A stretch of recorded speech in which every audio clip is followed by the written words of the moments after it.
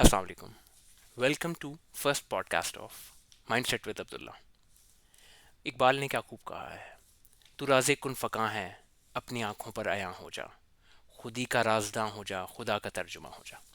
आज के हमारे गेस्ट यंग जनरेशन के ऐसे ही सितारे हैं जो इस शेर पे पूरा उतरते हैं। आप यंग हैं, एनर्जेटिक हैं, फिटनेस का ख्याल रखते हैं, स्टडीज़ के साथ प्रैक्टिकल लाइफ में काम भी कर रहे हैं, एक यंग कंटेंट क्रिएटर हैं। So let's move to the podcast. Thank you so much Ahmad for joining us. Can you introduce yourself ताकि हमारे व्यूअर्स जान सकें आपके बारे में। Thank you, Mr. Abdullah, for having me on the podcast. अच्छा, तो basically, currently I'm doing bachelor's और bachelor's के साथ ही I'm pursuing content creation. Not full time, but part time. I'm working with one of the biggest firms here. One is Team 18. That is a futsal team of 18 builders. And other than that, मैं football factory के साथ भी काम कर रहा हूँ. It's a project of Fazan Samir. तो उसके अलावा मेरा अपना भी कंटेंट क्रिएशन का पेज है जो कि मैं पार्ट टाइम ऐसे ही उसको फॉर हॉबी पर्पसेस में रन करता हूँ। अलॉन्ग विद दैट आपका कोई फिटनेस के साथ भी ताल्लुक है, राइट? स्पोर्ट्स के साथ भी। यस, फ्रॉम सिंस 2015 2014 मैं फुटबॉल के अंदर बहुत इन हूँ। तो first I started with total football academy under the coaching of sir Walid Javed Khan, one of the finest coach in Pakistan. उसके अलावा अब तक बस ऑन एंड ऑफ फुटबॉल ही साथ लेके चल रहा हूँ ताकि मतलब एक तरह इन्वॉल्व भी रहता है, दूसरी तरह फिट भी रहता है। तो यस। इस पॉडकास्ट जो हमारी पहली है, हमने दोनों ने ये अलाइन किया था कि हमारा इसमें कंसेप्ट होगा कि हम एक जनरेशन जो आपसे पिछली वाली है जी। और एक जो अभी की जनरेशन है, दैट इज जेन ज़ी और या आगे जेन अल्फा, इसके बारे में कुछ जान सकें। बहुत सारे लोग अभी इस वक्त जो बहुत सारी मार्केट के अंदर पॉडकास्ट हैं वो ज़्यादातर उन्हीं एक्सपीरियंस लोगों के, एक्सपर्टीज वाले लोगों के, या नई जनरेशन को कोई टच नहीं कर रहा। आप एक बहुत अच्छी एग्जाम्पल हैं जहां आप मल्टीपल हैट्स पहने हुए हैं। आप कंटेंट क्रिएशन कर रहे हैं, स्टोरी टेलिंग कर रहे हैं, स्पोर्ट्स एंथुसियास्ट हैं। तो आपके लिए अभी इस वक्त बेस्ट स्टेज क्या डिफाइन करती है? अब आपने आपको क्या बेस्ट समझते हैं इस वक्त, जिस स्टेज पे आप इस वक्त? बेस्ट तो मैं अपने आप को एज अ कंटेंट क्रिएटर ही समझूंगा क्योंकि उसको मैंने काफी टाइम दिया है as compare to sports. Sports को भी दिया है लेकिन स्पोर्ट्स मैंने ज्यादा रादर देन रिकॉर्डिंग और क्रिएटिंग कंटेंट फॉर इट, अब मैं उसको रिकॉर्ड करना शुरू होना, लेकिन उससे पहले मैं खेलता ही रहा हूँ। तो क्लब्स के साथ ग्रेट। खेलता रहा हूँ कुछ, फिर ऑन एंड ऑफ अपनी टीम भी एक बनाई थी और अभी भी एक टीम है उसके साथ में खेल रहा हूँ।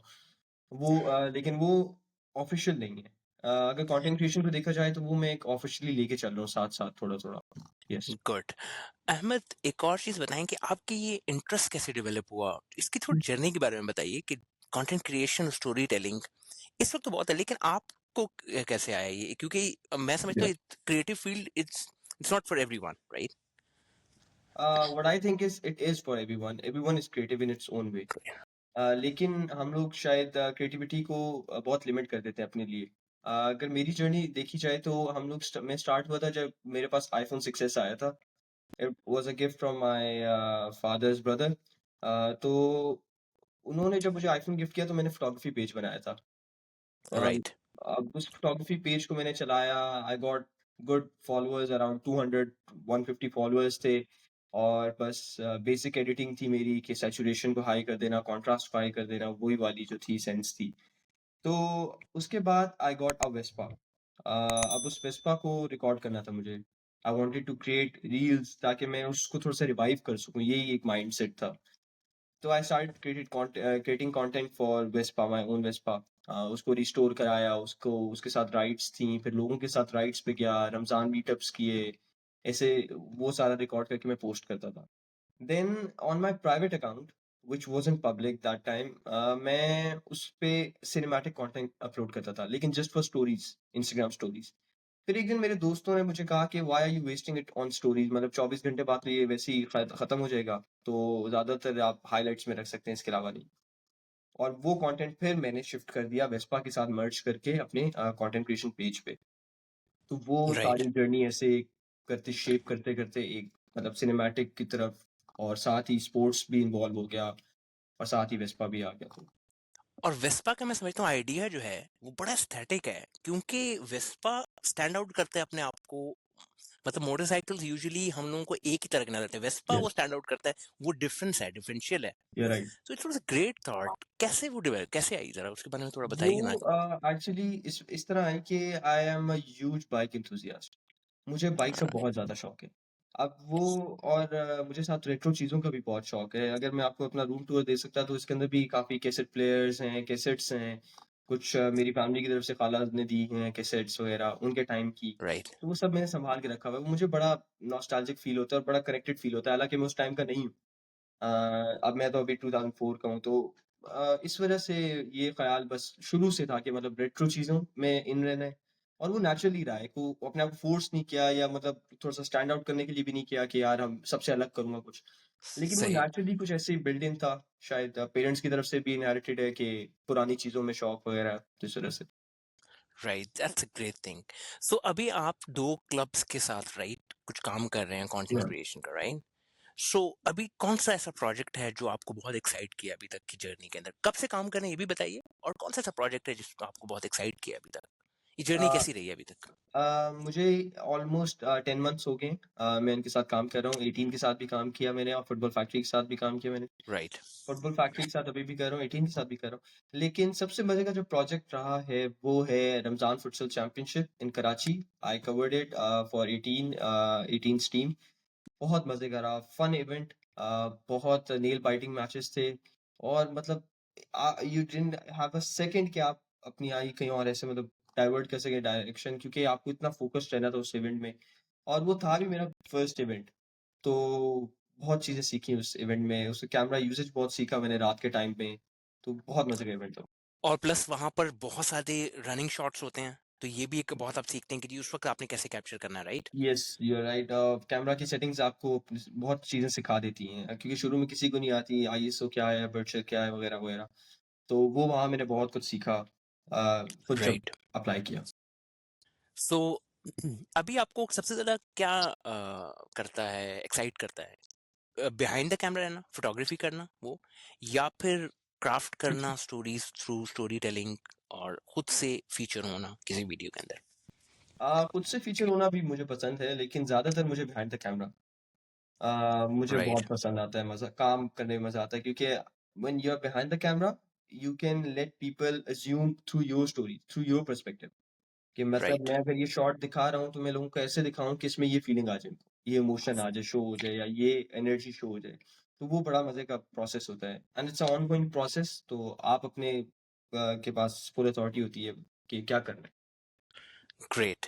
एक और चीज जो मैंने देखी है आपकी स्टोरीज के अंदर और आपके कंटेंट के अंदर अभी तक, साइलेंट मैसेजेस देते हैं, आप खुद कुछ बोलते नहीं हैं लेकिन कुछ शो कराते हैं।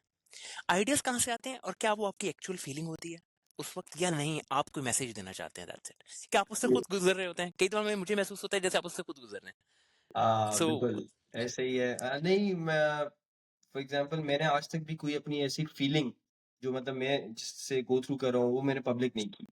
ये मेरी राइट। एक ने बिल्ट इन नेचर है कि मैं बहुत कंपोज़्ड हूँ। I don't share very quickly. तो राइट। जो कंटेंट में जो मैसेज जो मेरे कंटेंट में होता है, वो ज़्यादातर लोगों को मैं टारगेट करता हूँ। फॉर एग्ज़ाम्पल अभी आजकल मैंने एक सीरीज़ तो नहीं लेकिन एक अनऑफ़िशियल टाइप सीरीज़ मैंने लॉन्च की थी। उसके अंदर था कि फ्रेंडशिप का थोड़ा-सा बॉन्ड जो है, जो कि पास्ट फ्रेंडशिप थी और मतलब अब everyone has diverted their ways. अब कोई और कहाँ है, एक अब्रॉड है वगैरह है, जो भी है। तो उन लोगों को टारगेट करने गया था। अब वो अच्छी मतलब काफ़ी अच्छी गई, उसके बाद काफ़ी व्यूज़ वगैरह भी थे। तो बेसिकली बस पर्पस यही होता है कि एक नीश को टारगेट कर लो। फॉर एग्ज़ाम्पल अगर रिलेशंस दिखाने हैं तो फैमिली ओरिएंटेड कंटेंट हो जाए, तो वो फैमिलीज़ रिलेट करेंगी। फॉर एग्ज़ाम्पल नानी का घर हो गया, दादी के साथ राइट। यादें हो गई, ऐसे समथिंग लाइक दैट। और अगर फॉर एग्ज़ाम्पल फ्रेंडशिप की तरफ अगर हम आते हैं, तो हम लोग ऐसे कर देते हैं कि मतलब फ्रेंड्स जो अब्रॉड मूव कर चुके हैं या फिर वो दोस्तियाँ जो अब खत्म हो चुकी हैं, just like that, just emotions के अराउंड मैं प्ले करता हूँ बस। Great, great. ये तो बहुत सेंसिटिविटी है इस यंग एज के अंदर, इतनी सेंसिटिविटी रखना, इसके पीछे क्या फैक्टर्स हैं, अहमद? यूजुअली इस जनरेशन के लोग बहुत ज्यादा सेल्फ सेंटर्ड नहीं है और बहुत ज्यादा डिस्कनेक्टेड नहीं है फैमिलीज के साथ। आपका क्या डिस्कनेक्टेड। ख्याल है, मुझे लगता है, या जी, जी। मतलब ये मेरा व्यू है, या आप आपका क्या व्यू है इसके अंदर? नहीं, मैंने भी देखा है कि काफ़ी लोग डिस्कनेक्टेड हैं आजकल।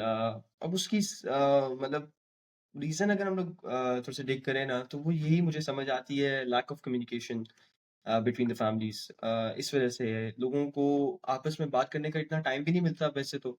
लेकिन जब बात करते हैं तो बहुत बाउंड्रीज़ आ जाती हैं, बहुत वो एज रिस्ट्रिक्शन आ जाती है, एज गैप्स आ जाते हैं, माइंडसेट में जो चेंज आ जाता है।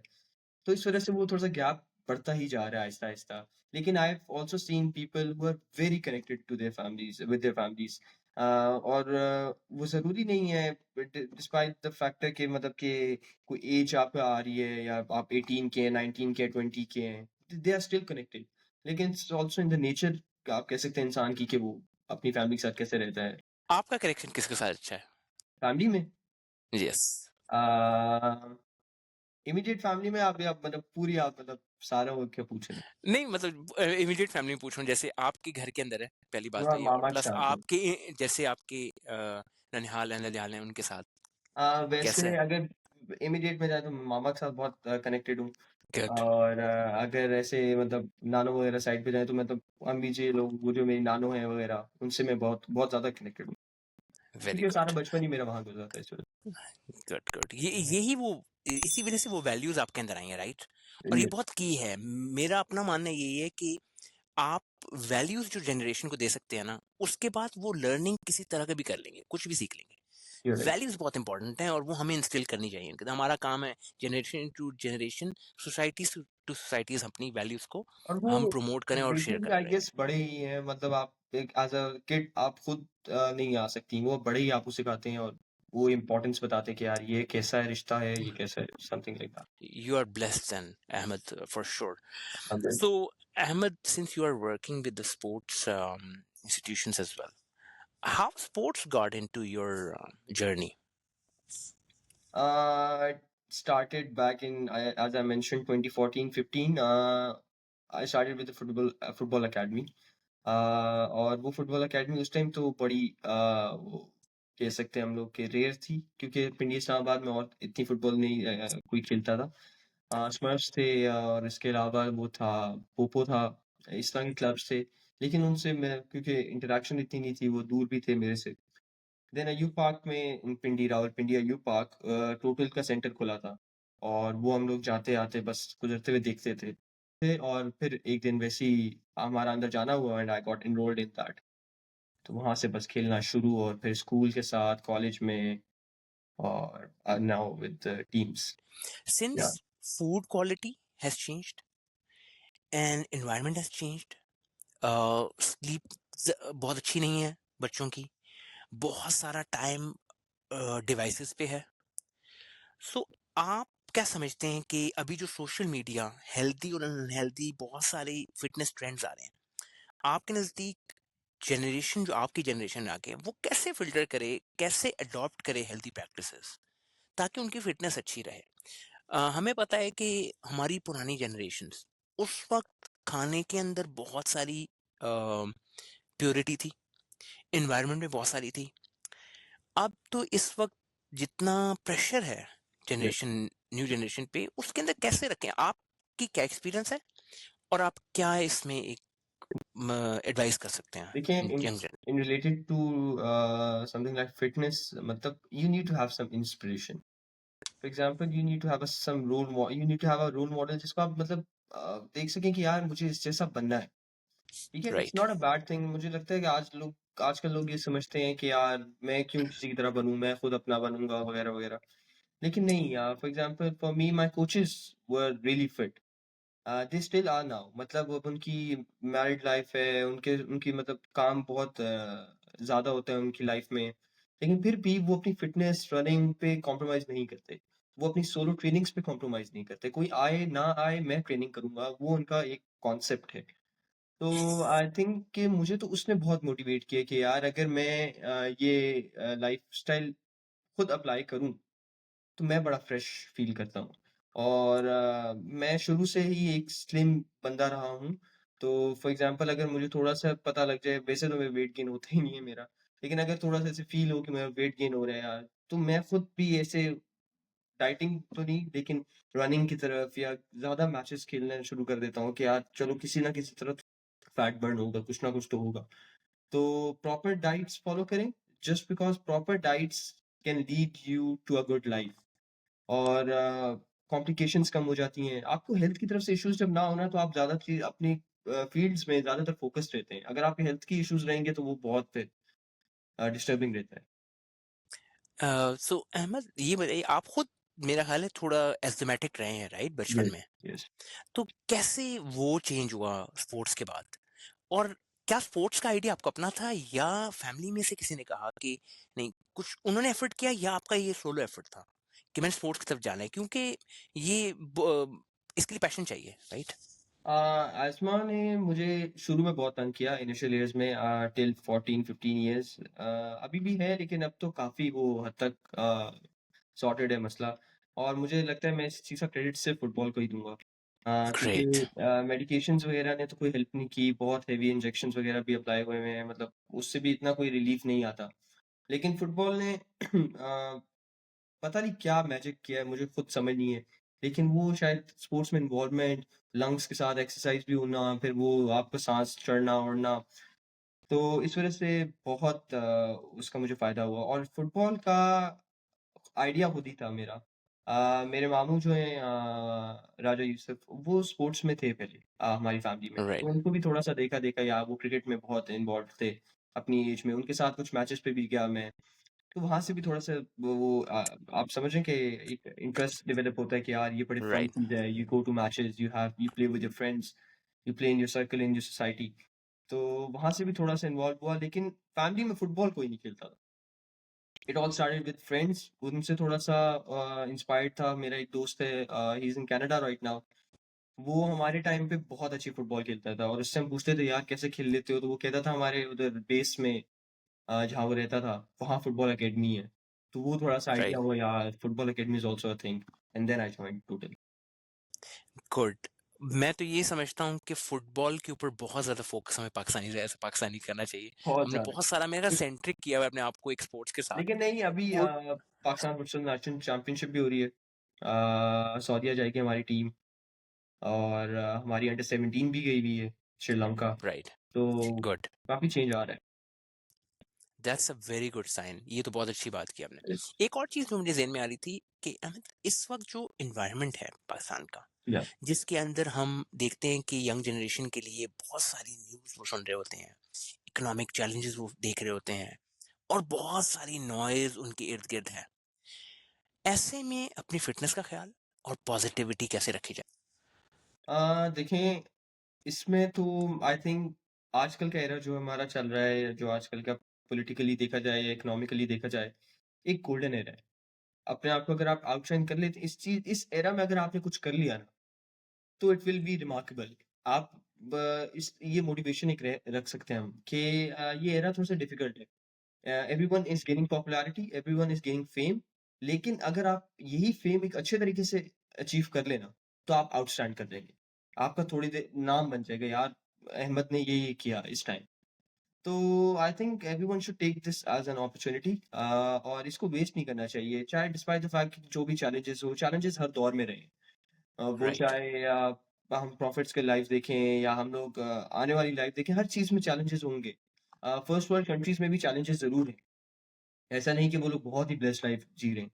लेकिन ये एक्सक्यूज़ नहीं बनना चाहिए हम लोगों को, मतलब कुछ भी काम करने से। अगर आपको फ़िल्म मेकिंग करनी है, तो दिस शुडन्ट बी एक्सक्यूज़ कि यार पाकिस्तान में स्कोप नहीं है फ़िल्म मेकिंग का। पाकिस्तान में भी ऐसे फ़िल्म मेकर्स हैं जो मतलब नेशनली रिकॉग्नाइज़्ड हैं, इंटरनेशनली भी राइट। रिकॉग्नाइज़्ड हैं। तो उन्होंने भी राइट। कुछ काम करके अपनी रिकॉग्निशन शायद कमाई है। तो शायद कम ही सही, उन कम में आप भी आ सकते हैं।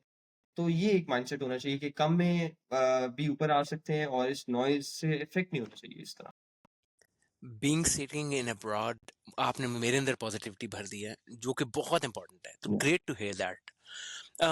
कोई जनरेशन ज़ी, जो यंग जनरेशन है, या आगे अल्फ़ा है, उनको कौन-सी ऐसी लाइफ़स्टाइल टिप देना चाहेंगे, जो लाइफ़ लॉन्ग उनके लिए इम्पैक्ट करे? लाइफ़स्टाइल टिप जिसको वो अपनाएँ, जिससे उनका लाइफ़ लॉन्ग पॉज़िटिव इम्पैक्ट हो, उनकी फ़िटनेस के ऊपर, या उनकी अपनी पर्सनैलिटी पे, या बस हर चीज़ को स्केड्यूल कर लें ईज़िली, राइट। मतलब अगर आपने खेलना है तो खेलें, रोज़ खेलें।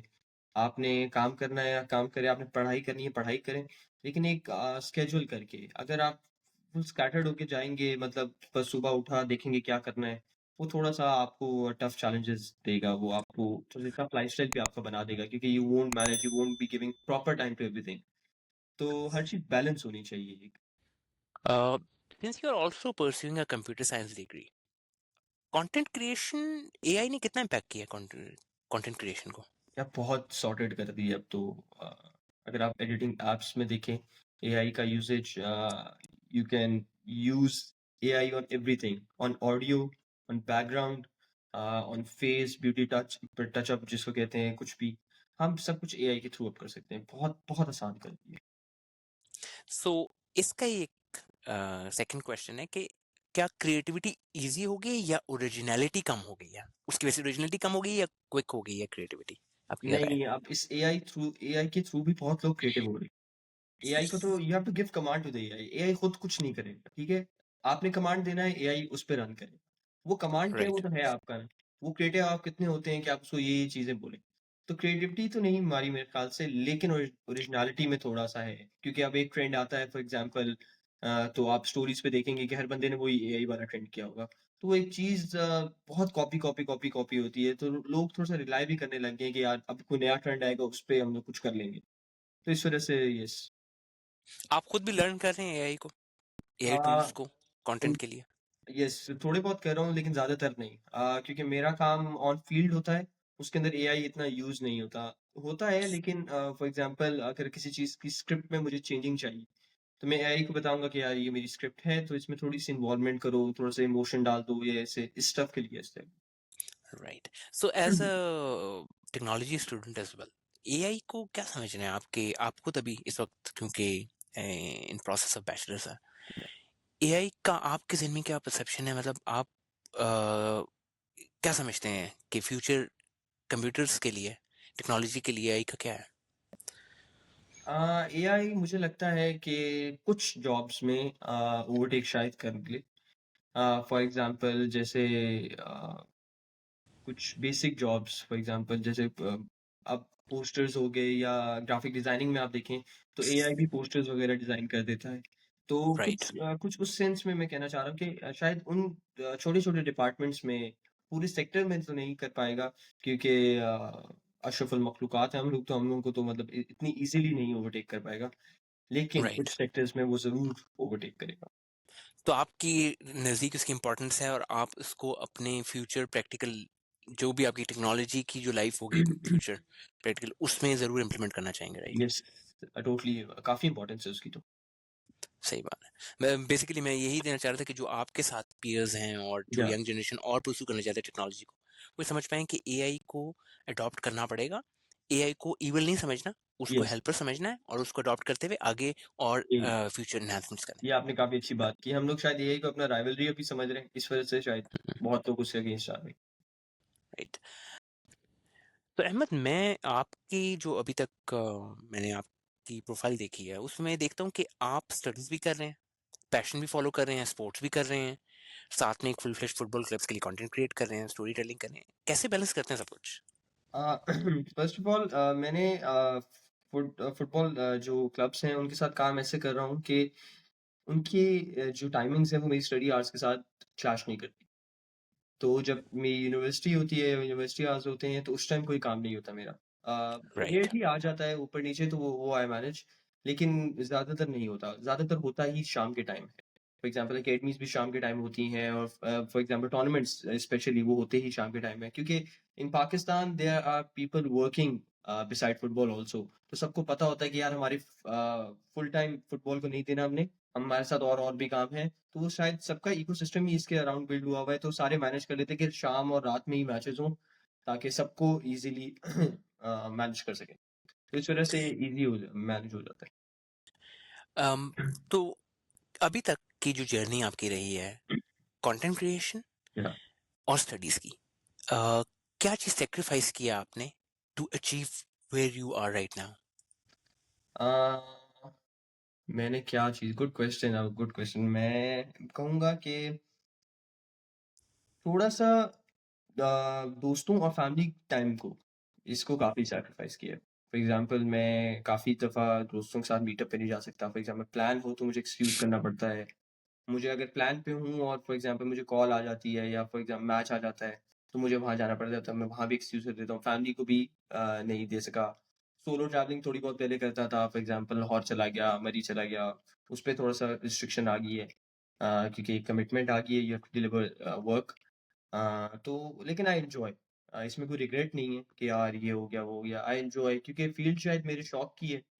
वहाँ बहुत इतने अच्छे दोस्त बन गए। इतनी अच्छी अंडरस्टैंडिंग होगी अब कि सबसे वहाँ जाके ऐसा लगता ही नहीं कि काम पे आए हैं आप। It's just like having fun and recording that fun. तो बहुत ईज़ी हो जाता है फिर। आई वुड आल्सो से कि ये टाइम के साथ ही आता है। शुरू में यही फ़ील होता था कि आप किसी को जानते नहीं है यार, क्या करूँ, ये करूँ, किसके साथ बात करूँ? लेकिन ओवर द टाइम फिर दोस्त बन जाते हैं वहाँ भी, तो वो थोड़ा-सा मैनेज हो जाता है। ग्रेट अहमद, इसके लिए भी इम्पोर्टेंस बहुत ज़रूरी है, तो स्टडी की इम्पोर्टेंस भी साथ में आप समझते होंगे है, राइट? ऐसा नहीं कर यस। सकते कि आप स्टडी कॉम्प्रोमाइज़ हो, राइट? टोटली नहीं आप स्टडी क्योंकि है ही मेरा फुल टाइम स्टडी ही है। ये तो मैं सिर्फ़ पार्ट टाइम कर रहा हूँ। और अगर कंटेंट क्रिएशन फ़ॉलो भी करनी हो किसी और ने, तो मैं कहूँगा उसको यही एडवाइस दूँगा कि डिग्री इज़ मस्ट, वो आपके पास होनी चाहिए। कंटेंट क्रिएशन आप डिग्री के साथ भी कर सकते हैं और विदाउट एनी डिग्री भी आप कंटेंट क्रिएशन कर सकते हैं, लेकिन आपके पास स्किल होना चाहिए। राइट। तो importance of study for sure Ahmed. Yes, you are right. Looking back Ahmed, what is the proudest moment of your journey so far? The proudest moment I would say up till now is कि I got this job, both of the jobs, without any reference. तो मतलब वो एक दिल को तसल्ली है कि यार आपने किसी का रेफरेंस लगा के या कोई ऐसे नाम यूज़ करके किसी से जॉब नहीं ली। या आपको अपने अंदर सही कॉन्फिडेंस महसूस हो रहा होगा, पहली जॉब और वो भी अपने से, कैसा फील किया अहमद उस वक़्त? बस इसको गुरूर के पर्सपेक्टिव से नहीं लेना चाहिए। बस ये मैं तो यही कहूँगा सबको। इंसान बहुत-बहुत बड़े काम करते हैं, ये तो फिर एक जॉब है। तो बस गुड। गुरूर इन्वॉल्व ना हो तो बाकी लाइफ सेट है। लेकिन ये होता है ज़रूर, आपको कॉन्फिडेंस मिलता है हाँ, कि यार बिल्कुल मैंने मिलता अपने है। ओन पे किया है, राइट? मैं खुद गया हूँ बाहर येस। और मैंने अचीव किया है, ये राइट? कॉन्फिडेंट बहुत होता है। बड़ी बात है, जी, बहुत बड़ी बात है। Confidence. So we are as pushing towards the end of the podcast. Ahmed, what is the message to young generation? The message is very simple, but I think hard to implement. That is, give your family proper time, give your friendships proper time, enjoy every moment.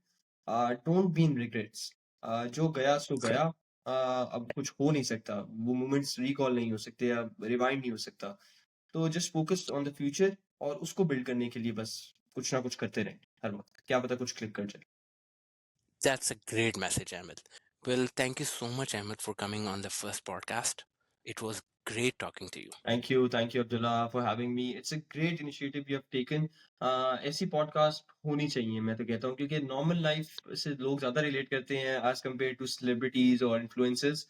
तो वो daily challenges जो एक normal person go through कर रहा हो और उसको अपनी फील्ड की पॉडकास्ट ऐसे मिल जाए, तो आई वुड से कि it would be a blessing. You are doing a great work, keep working और ऐसे ही और गेस्ट भी बुलाएँ।